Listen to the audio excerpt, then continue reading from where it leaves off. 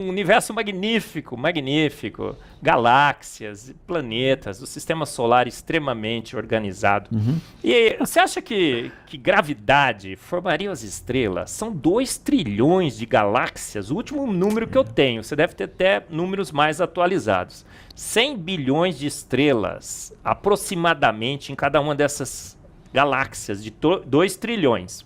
Uhum. Eu digo que a gente nem sabe contar quantas estrelas tem. A Bíblia diz que elas são incontáveis mesmo. Aí, te fazer essa pergunta: do caos ao cosmo, será que uma nuvem gasosa em expansão tem forças nesse universo? Tem processos? Daria para formar esses trilhões e trilhões e trilhões de estrelas? O que é que você acha, Adalto?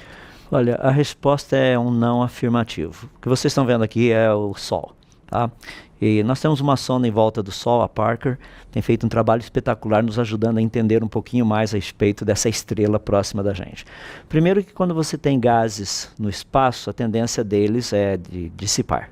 Não é de, literalmente, passar por um processo de compactação. Principalmente uma compactação tal que produzisse algo como uma estrela. Isso não faz sentido. Quando nós pegamos, por exemplo, o Sol, que transforma cerca de 4 milhões de toneladas de matéria em energia por segundo, você vê um negócio gigantesco como esse, o campo gravitacional que ele possui, como ele consegue manter um grupo de planetas ao seu redor, se bem que ele tem a maior massa, entende? Quando a gente compara com todo o sistema solar, mas tem o menor momento de inércia. É meio complicado a coisa, sabe? Tem algumas coisas assim que não batem. Então, quando nós olhamos isso, respondendo a pergunta, seria um milagre nós encontrarmos uma estrela funcional no universo. Isso seria um milagre, seria algo assim que qualquer cientista ficaria impressionado. Agora, o número de estrelas no universo atual, tem uma discussão a respeito disso, mas o mínimo é certeza que seria 3 vezes mais do que o número de grãos de areia de todas as praias de todos os desertos. Agora para e pensa, achar uma única estrela funcional já seria algo impressionante. Achar um número como esse de estrelas funcionais seria mais ou menos assim. Imagina que nós saíssemos por aí e encontrássemos um carro, um único carro. Como será que esse carro teria vindo à existência? Entende? Com todas as suas partes funcionando assim, mecanicamente, com uma precisão incrível. O negócio funciona. Você liga o motor, ele vai, anda, muda a marcha, freio, todos esses negócios. Então a gente poderia até imaginar que um carro teria sido fruto do acaso. Seria difícil acreditar, pela complexidade dele e tudo mais. Agora, quando você pensa uma frota de veículos, dizer que todos eles surgiram por acaso, o que eu estou dizendo é o seguinte: quando nós olhamos o universo, você vê uma quantidade absurda de estrelas perfeitamente funcionais. A gente pega, por exemplo, o Sol, as características que o Sol tem, porque ele é a nossa estrela. Se ele fosse pouquinha coisa diferente, não teria vida por aqui. E mudando assim pequenos fatores, não daria para falar de todos eles aqui, mas só, por exemplo, se você mudar um pouquinho a temperatura, já era. Se você mudar a frequência de luz específica que ele emite, já era. Ou seja, é muito específico. Daí as pessoas chegam e falam assim, mas é por isso que vida existe. Eu falo assim, isso é muito estranho. Muito estranho. Porque você está dizendo que a vida é o resultado de um negócio perfeito. Entende? Então a gente vai ter que tomar um segundo passo a respeito disso, perguntar, de onde vem então esse negócio perfeito que conseguiu produzir vida nesse planeta? Porque o universo é magnífico. E o Sol, algumas coisas que eu estou me lembrando aqui, quero perguntar para você. Diz que tem estrelas que contraem, expandem, tem estrelas que explodem e tudo mais. O Sol é uma estrela muito nervosa, ou ela é calma, ou ela vai ser estável por muitos anos? É uma das características que o Sol tem, que realmente parece que ele foi ajustado, finamente ajustado para a vida. Eu vou deixar um pouquinho como lição de casa isso daí, tá? Porque eu gosto de fazer isso. O Sol tem um ciclo. Tem uma época que ele, por exemplo, num determinado ano, ele começa a aparentar muitas explosões solares. Então você percebe essas pequenas coisinhas que estão acontecendo aqui. Daí ele fica muito agitado, muito turbulento. Daí ele vai se acalmando, acalmando, acalmando e praticamente o que você está vendo aqui desaparece. Daí pouco a pouco começa a aparecer de novo, mais e volta de novo. Deixa para você fazer uma pesquisa. Quantos anos isso demora? Tá, é bem legal. Dá uma olhadinha, são poucos anos, tá? Não são décadas ou centenas de anos, milhares de anos, nada disso, não é bem rapidinho. Então, o Sol é uma estrela que aparentemente ela tem um ciclo muito bonito. Tá, e a gente conhece bem esse ciclo, estamos estudando esse ciclo, mas ela tem algumas características que são muito interessantes, porque ela, como uma estrela, de uma forma assim geral, ela possui características muito peculiares com respeito à vida do nosso planeta. Isso é fascinante.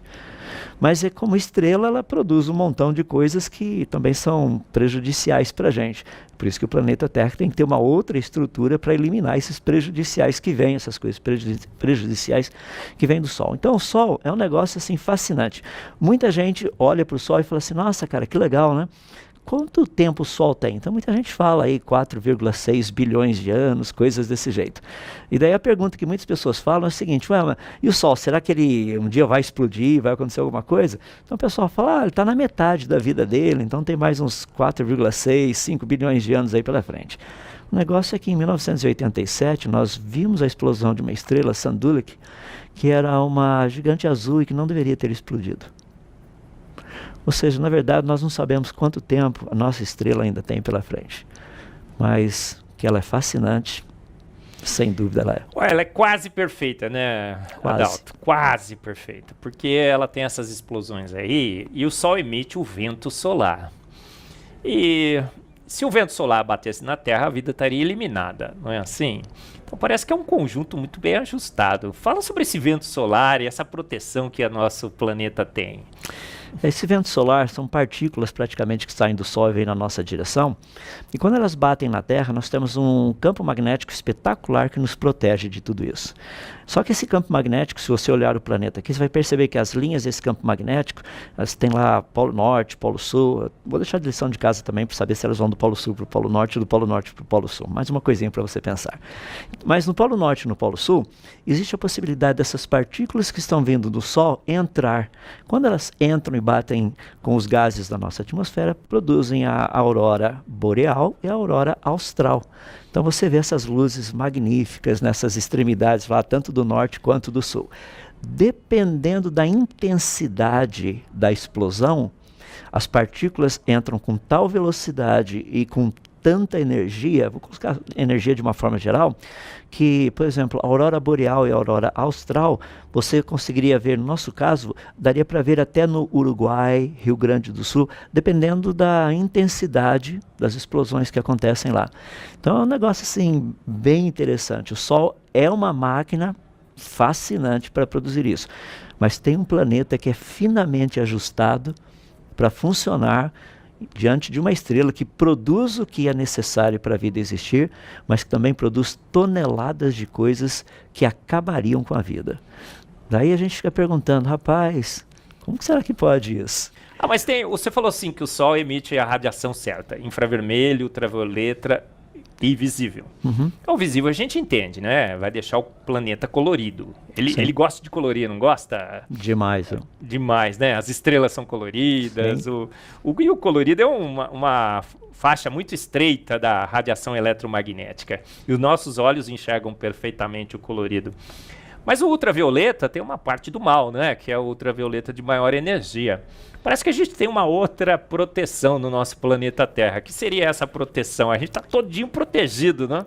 Olha, dá para a gente abrir assim, expandir de uma forma geral para várias desse tipo de proteção. Por exemplo, a nossa atmosfera, ela possui certos gases na quantidade certa, na proporção certa e o tipo certo de gás para estar lá, para servir literalmente como um sistema de proteção para todos que vêm lá de fora.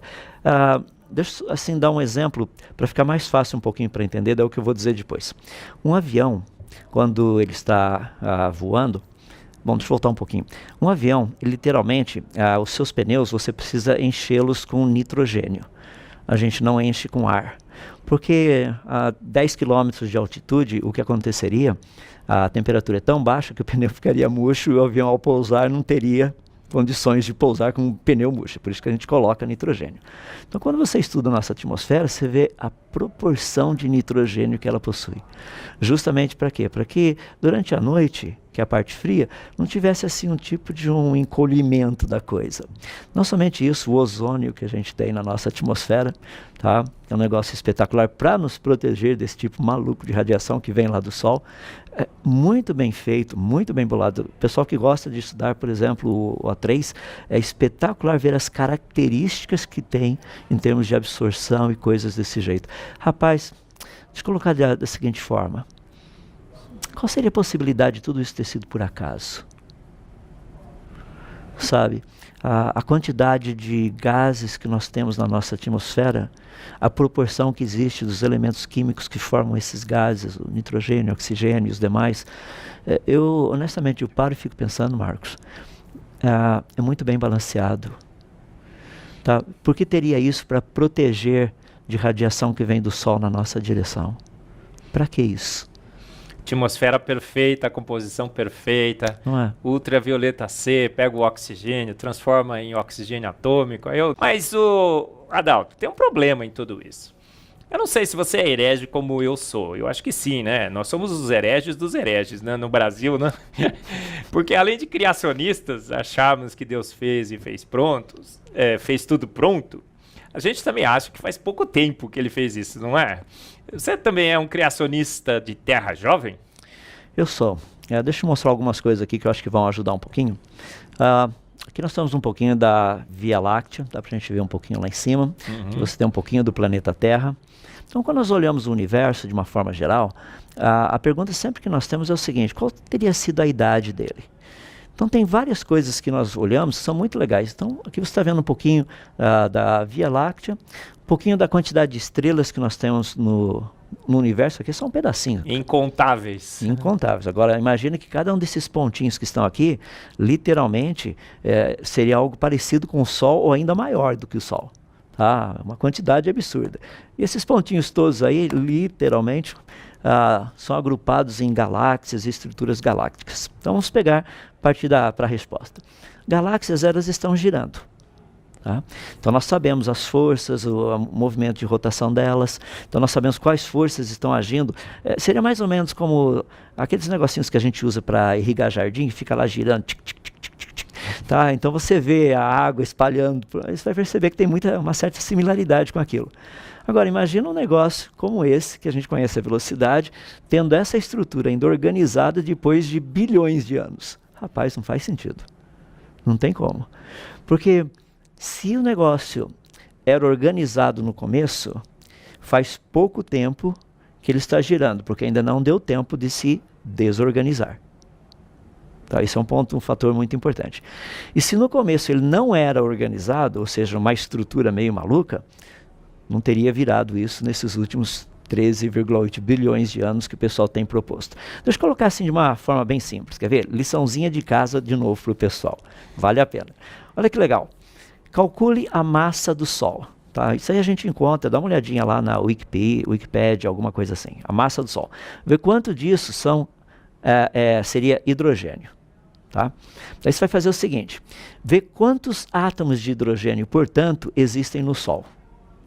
No espaço, a média de mais ou menos 3 a 4 átomos de hidrogênio por metro cúbico. Tenta imaginar quantos metros cúbicos seriam necessários para ter todo o hidrogênio necessário só para uma estrela. Rapaz, é um absurdo a coisa. Então, quando nós olhamos estruturas como essa, o que nós entendemos, até o que a ciência consegue explicar, que são estruturas prontas que estão se desfazendo. Mas como elas possuem uma estrutura muito, muito bem ajustada ainda, deve ter sido pouco tempo. Deixa eu me ilustrar uma coisinha, acho que vai ficar mais fácil. Quando nós olhamos estruturas assim, geralmente o que muitos cientistas têm dito é que tem muita matéria, energia negra e matéria escura nesse sistema. É por isso que ele ainda está organizado. Deixa eu mostrar como é que isso funciona. Imagina que você comprasse um jogo de pneus e colocasse no seu carro.